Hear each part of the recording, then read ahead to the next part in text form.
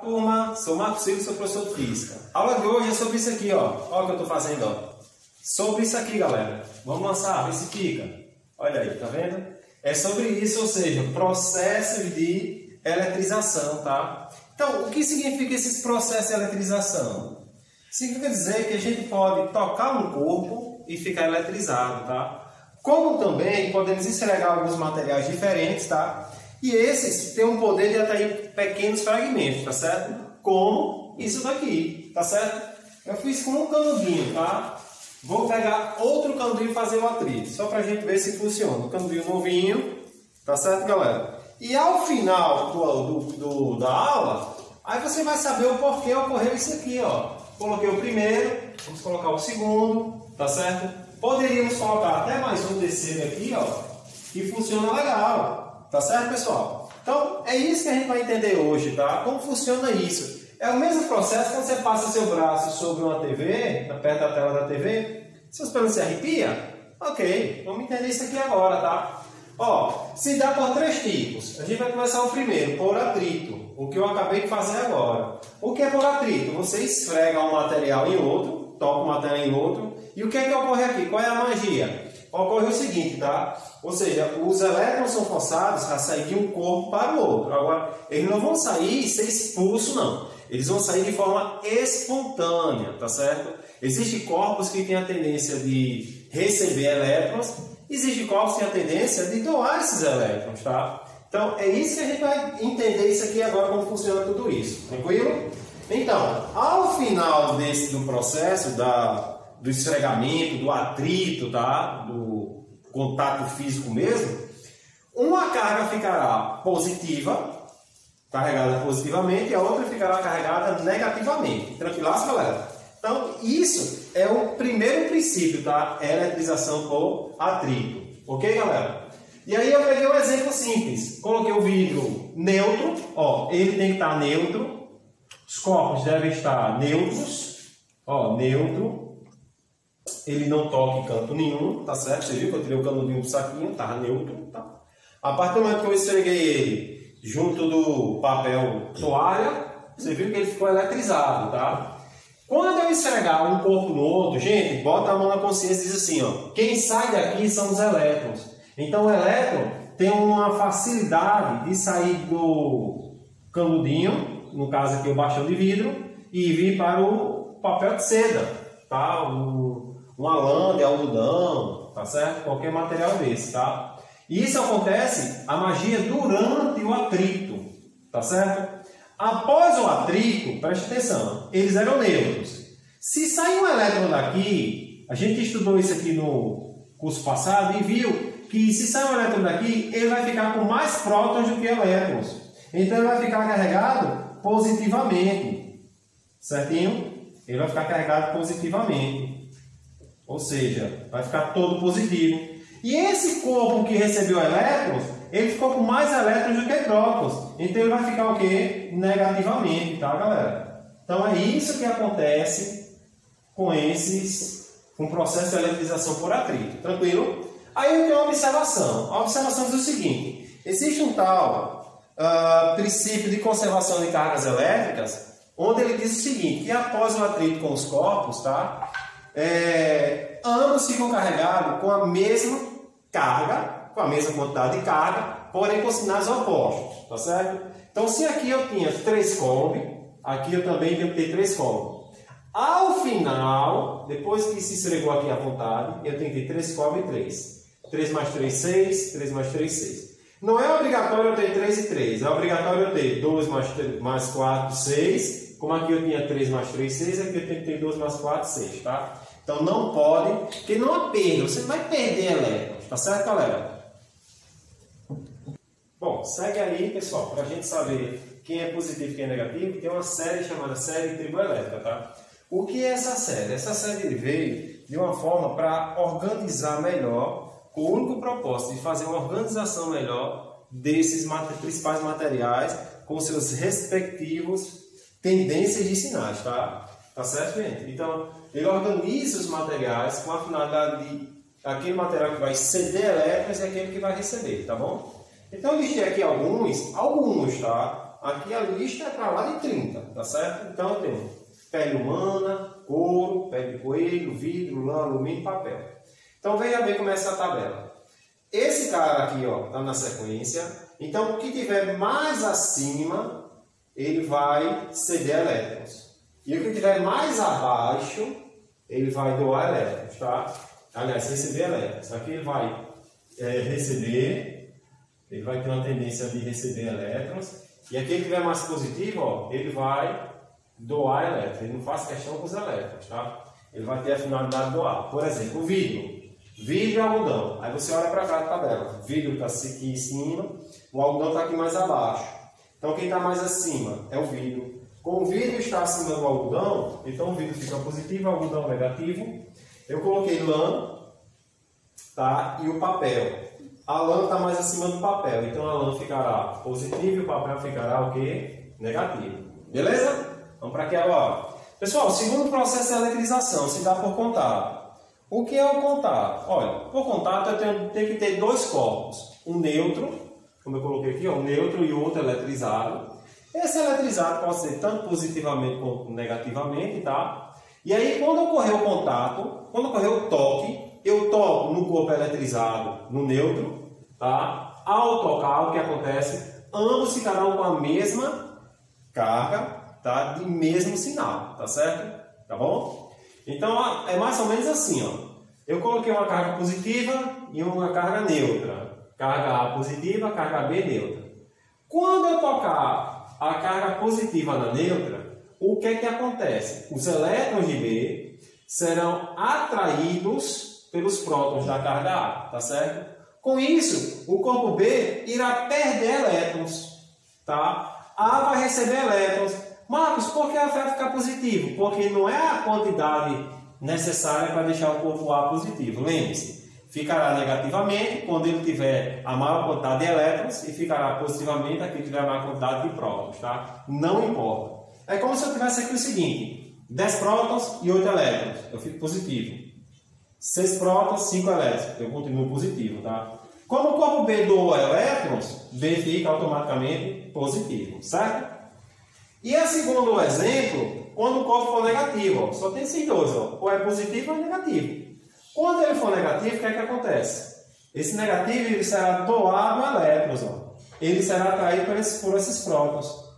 Porém, não vai todo mundo não. Vai uma partezinha só, outra parte permanece. A parte que permanece, ele permanece negativo e o corpo B também fica negativo porque recebeu uma grande quantidade de elétrons.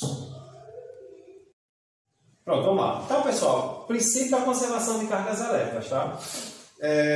Esse princípio ocorre desde a mecânica, né? Desde a mecânica tem o princípio da conservação de energia e não é ao contrário da eletrostática, tá? Princípio da conservação das cargas elétricas, ou seja, é uma soma algébrica, tá bom?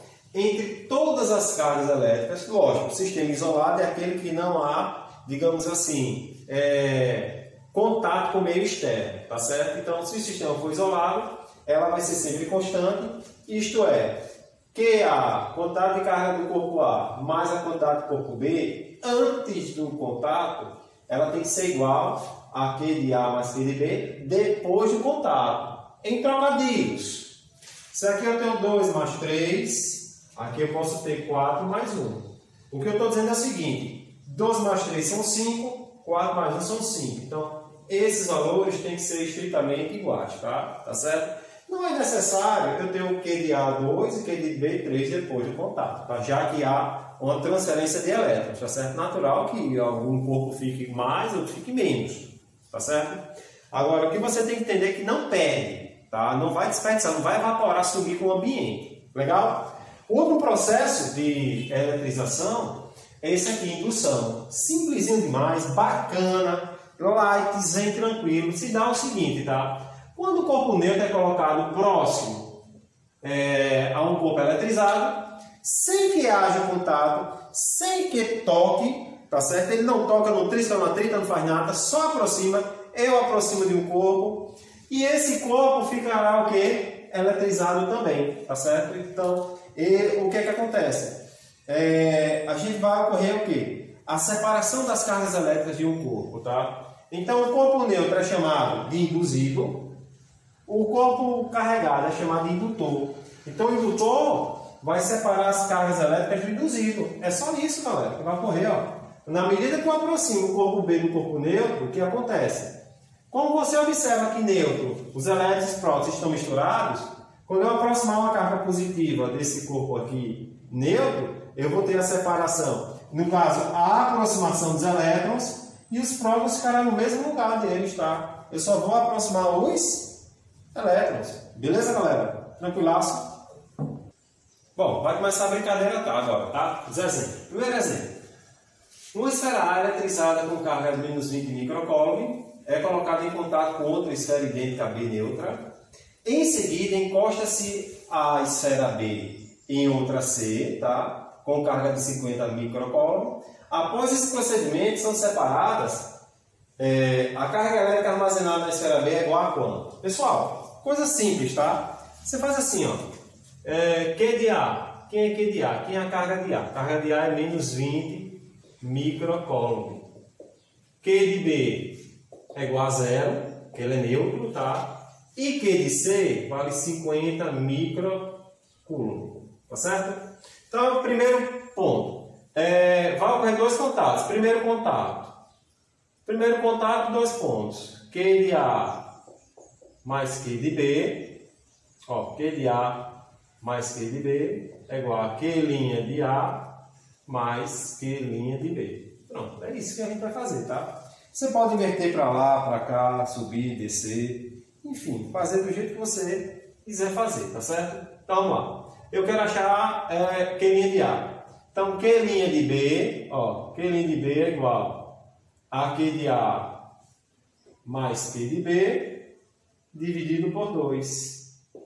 Q de A, menos 20, mais Q de B, 0, dividido por 2. Tudo isso vai dar igual a quanto? A menos 10 microcoulomb. Só isso. Mais nada. Primeiro contato, né? Aí vem o segundo contato. O segundo contato, você já vai ter. Vamos fazer assim, ó, Q' de B mais Q duas linhas de B mais Q duas linhas de C é igual a Q' de B mais Q' de C. Prontinho. Tá certo? Então, é o contato, são os dois se tocando, tá? E aí fica mais ou menos assim, ó. Você vai achar aqui, né? Q' de B. Então, Q duas linhas de B, esse cara é 0, né? Eu esqueci de zerar aqui, foi alguém. Foi Q' de A, é 0. Aí eu tenho Q' de B, quem é Q' de B? Você tem aqui, ó. Q' de B menos 10. Q' de C, primeiro contato, 50. Dividido por quanto? Por 2. Menos 10 mais 50 dá 40. Dividido por 2 dá quanto? 20 microcoulomb. Só isso e mais nada. Tranquilaço, pessoal? Beleza? Vamos lá, número 2. O número 2 diz o seguinte: 3 esferas idênticas, muito leves, estão penduradas em um fio isolante em um ambiente seco. Em determinado instante, a esfera A, que é igual a 20 microcoulomb, toca a esfera B, de 2 microcoulomb menos, né? Após alguns instantes, afasta-se e toca a esfera C. Após o contato descrito, galera, quais são as novas cargas? Q' de A, Q' de B e Q' de C, hein? Tá certo? Então é isso aqui, ó. A toca em B, depois B toca em C. E eu quero saber o final, tá certo? Então, existem dois contatos. Vamos lá. Primeiro contato. O primeiro contato vai ser A e B. A tocando em B. Se A toca em B, então coloca assim, ó. Q' de B vai ser igual a Q de A mais Q de B dividido por 2, tá certo? Ou seja, quem é Q de A? Tá ali, ó, 20. Quem é Q de B? Menos 2 dividido por 2. 20 menos 2, 18. 18 por 2 dá 9 microcoulomb. Ou seja, Q de A e Q de B, ambos ficam com a mesma carga. Tá ok, galera? Então, esse é o primeiro contato, tá? E aí, vamos calcular agora o segundo contato. O segundo contato, ou seja, Q de B, 9 microcoulomb. Então, Q' de A, também 9 microcoulomb. Tá bom? Vamos lá. Segundo contato. Q duas linhas de B é igual a Q' de B mais Q de C sobre 2. Ou seja, Q duas linhas, ó, o segundo toque em B, eu vou ter 9 menos 2, ó, né? Q de C. Quanto é que vale Q de C? Aí, menos 6. 9 menos 6 sobre 2. 9 menos 6 dá 3. 3 por 2, 1,5 microcoulomb. Ou seja, Q' de A, a nova carga de A, vale 9 microcoulomb, vírgula. Q' de B, a nova carga de B, vale 1,5 coulomb. Aliás, microcoulomb, né? Coloca um micro aí, tá? E Q' de C também, tá? Q' de C, 1,5 microcoulomb. Tá certo, pessoal? Então, as novas 3 cargas. 1, 2, 3. Tá legal? Então, gente fina, a gente fica por aqui, tá? Tá certo? Estudem, façam um número máximo de exercícios, maior quantidade de exercícios possíveis, tá? Fique com Deus e até a próxima, se eu permitir. Fui!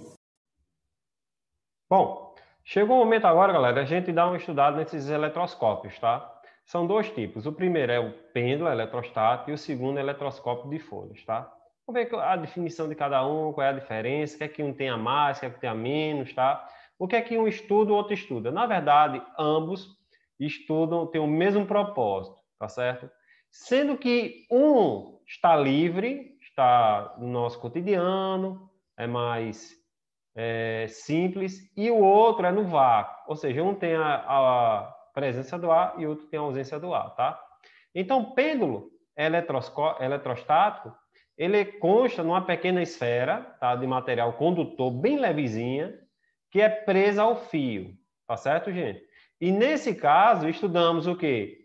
Ó, o fio, pequena esfera condutora bem leve, aí você tem o corpo neutro, tá? Ambos neutros.